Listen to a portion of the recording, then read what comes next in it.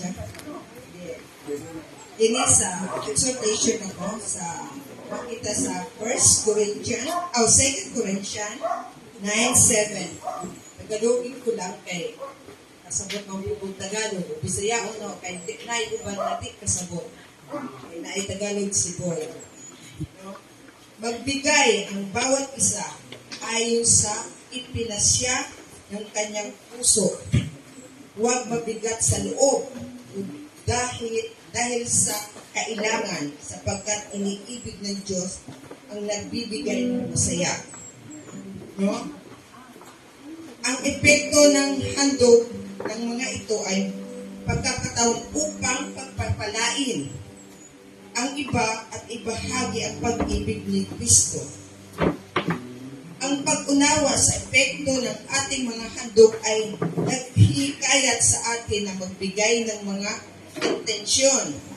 Ang ating pagkabukas palad ay kapangyarihan baguhin ang mga buhay at mapangalagaan ng pag-asa.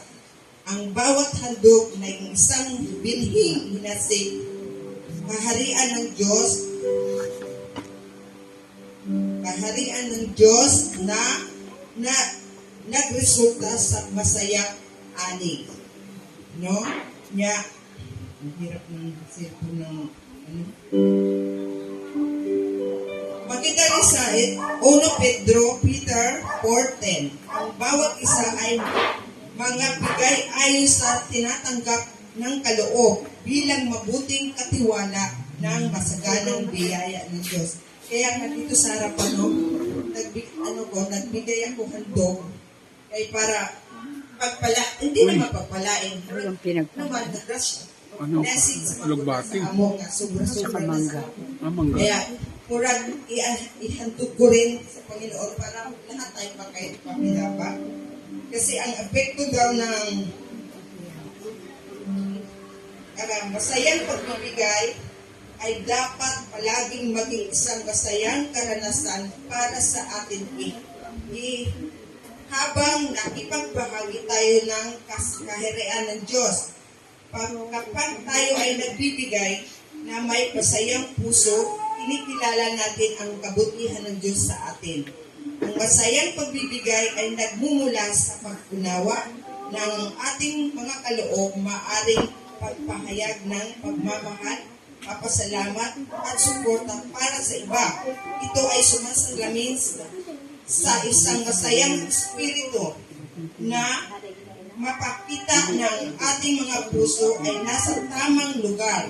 Yakapin natin ang kagalakan ng pagbibigay bilang isang mahalagang bahagi ng ating pagiging disipulo at isang reflection na pagmamahal ni Kristo para sa atin. Mayroon pa po kung ko din yung kuwan sa 2 Corinthians 9:6. Ngunit sinabi ko sa inyo na ang naghasik ng kaunti ay aanihin din ng kaunti. At ang naghasik ng marami, aanihin din ng marami. Yan na naman. What you read and what you... Asan na ito ang anak? Meron. Judea.